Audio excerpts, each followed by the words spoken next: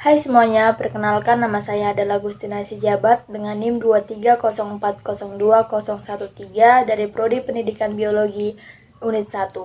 Di sini saya akan menjelaskan mengenai bioteknologi. Namun sebelumnya, bioteknologi itu terbagi menjadi beberapa bidang, yaitu ada di bidang pertanian, peternakan, kesehatan, dan pangan. Namun di sini saya akan menjelaskan mengenai bioteknologi di bidang pertanian dan peternakan.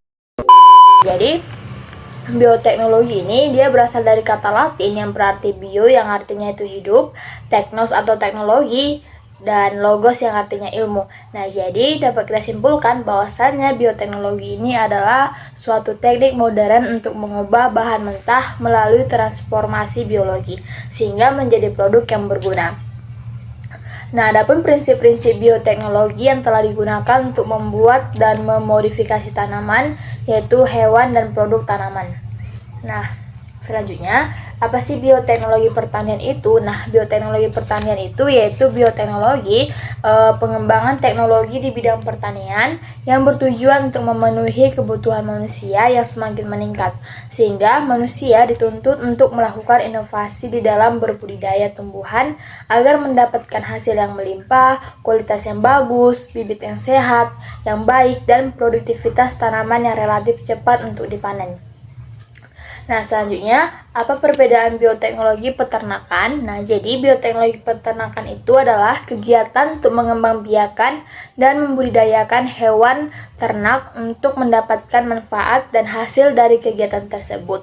Nah, dalam bidang peternakan, bioteknologi ini dimanfaatkan untuk menghasilkan vaksin, antibodi, pakan bergizi tinggi, dan hormon pertumbuhan.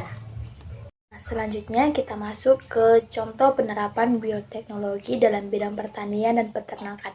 Namun sebelum itu kita akan menjelaskan terlebih dahulu penerapan bioteknologi dalam bidang pertanian. Adapun penerapan bioteknologi dalam bidang pertanian ini yaitu yang pertama itu ada hidroponik. Nah, apa sih hidroponik itu? Jadi hidroponik ini atau yang dikatakan hidroponics yaitu berasal dari bahasa Yunani yang memiliki dua kata, yaitu hidrak yang berarti air dan ponos yang memiliki makna daya atau kerja. Nah, jadi dapat kita simpulkan bahwasanya hidroponik ini yaitu berarti bercocok tanam dengan memanfaatkan air.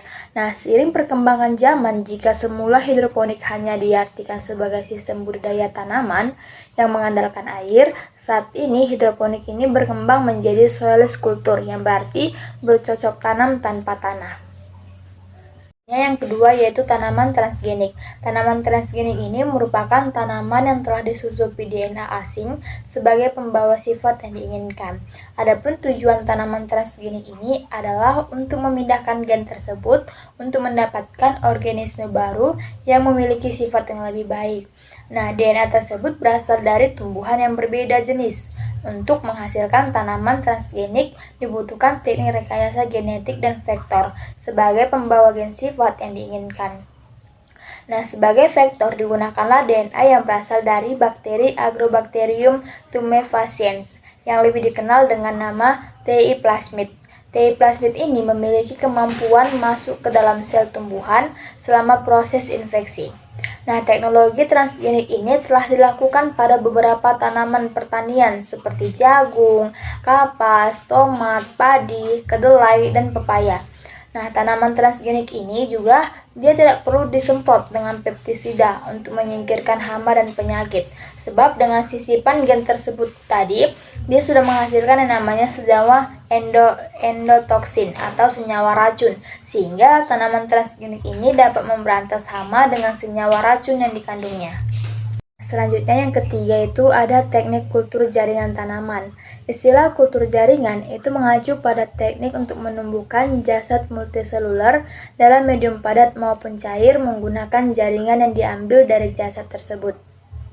Teknik kultur jaringan ini dilakukan sebagai alternatif perbanyakan tanaman bukan dengan menggunakan media tanah, melainkan dalam medium buatan di dalam tabung.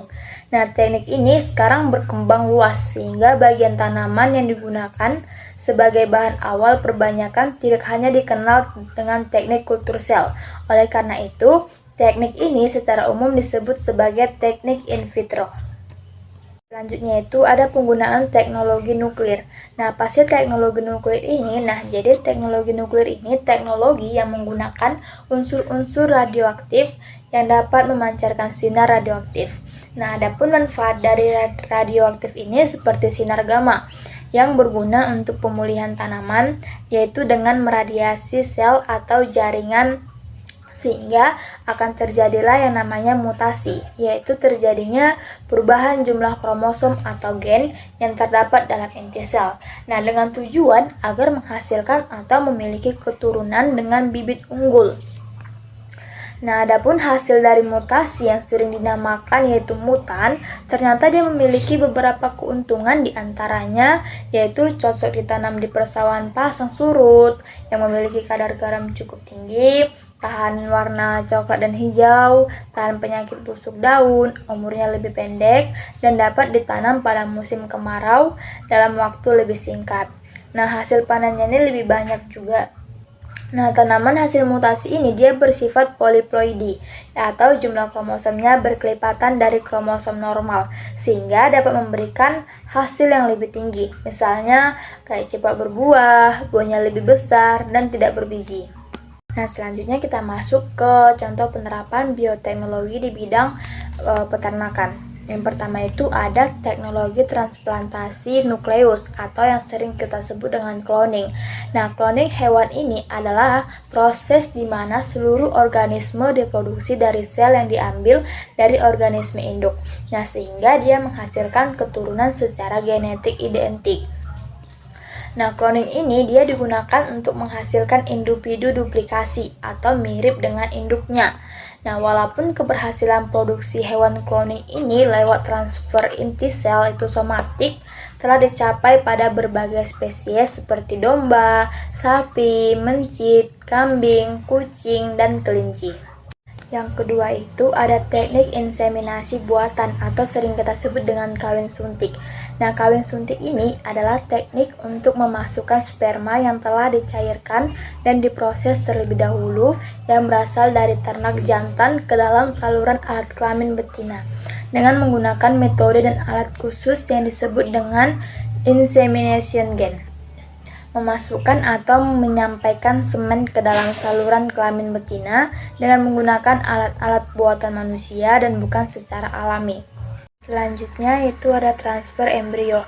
Nah, transfer embrio ini merupakan bagian dari teknologi reproduksi setelah inseminasi buatan yang tengah dikembangkan dalam dunia peternakan.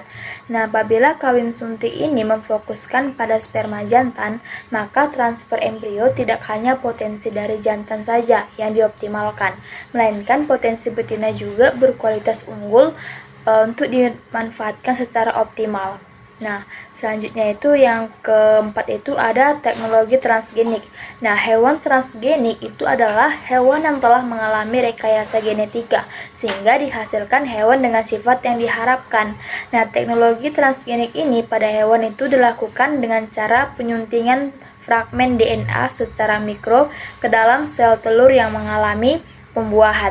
Nah, adapun tujuan dari teknologi ini adalah untuk meningkatkan produk dari hewan ternak seperti daging susu dan telur.